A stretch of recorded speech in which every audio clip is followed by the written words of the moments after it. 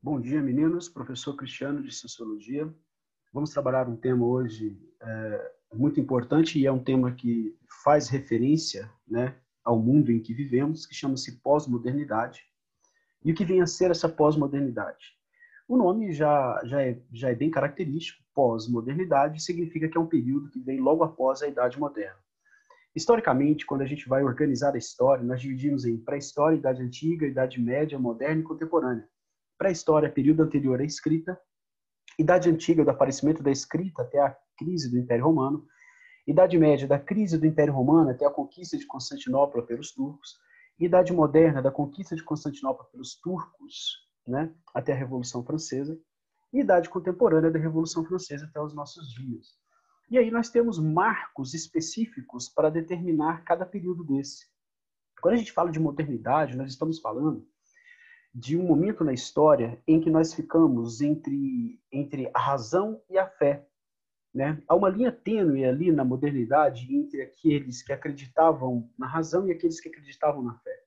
Tanto que quando nos referimos à Idade Média, dizemos que a Idade Média é o período caracterizado como o período das trevas, né? Por quê? Porque havia uma intensa valorização da fé em detrimento da razão.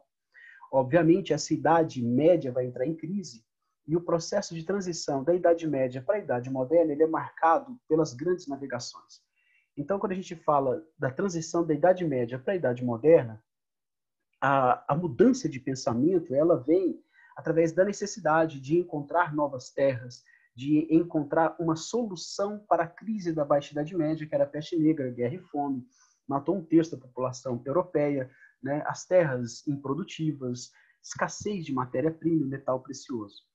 Então, para tentar solucionar esse problema, eles empreenderam, né, o processo da expansão marítima comercial, que é o marco principal da transição da Idade Média para a Idade Moderna, da transição de uma sociedade pautada na fé para uma sociedade pautada na razão, né?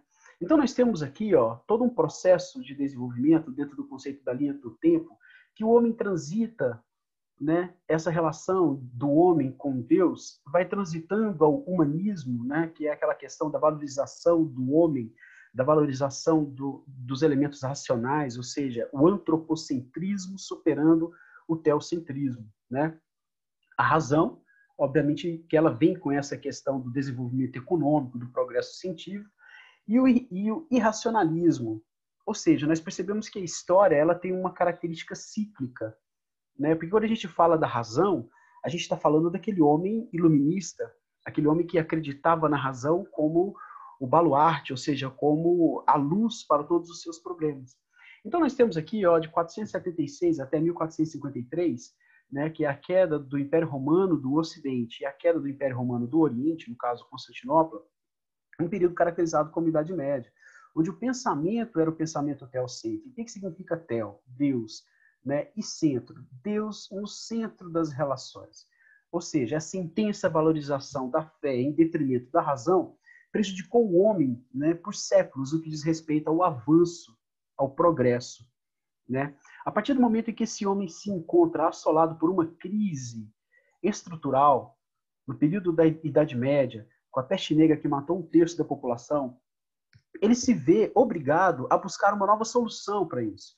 E a solução ela viria na valorização da razão, né? Em colocar o homem, o antropo, ou seja, o homem no centro das relações e não Deus, né? Aqui nós temos o começo do pensamento moderno medieval. Esse pensamento moderno medieval, ele está sim ancorado no humanismo e na razão. No entanto, esse pensamento moderno, ele vai passando por essa questão de que a ciência ela veio para solucionar o problema do homem, ele vai perdendo espaço, né, no momento em que essa razão, né, ela deveria vir para promover a paz. A tecnologia deveria vir para fazer com que o homem trabalhasse menos e vivesse mais. E o que nós percebemos foi que essa relação, né, do homem com a economia, do homem com a sociedade, do homem com a natureza, acabou nos levando a conflitos inevitáveis, né? A guerra, a morte, a fome continuaram assolando a humanidade mesmo após o iluminismo, né? Mesmo após a crença na razão e no progresso e na liberdade, né? E quando a gente fala desse período caracterizado como pós-moderno, é um período que está diretamente ligado ao desenvolvimento tecnológico e científico. É um período que está diretamente ligado à palavra globalização, que fez com que nós tivéssemos contato com outras culturas.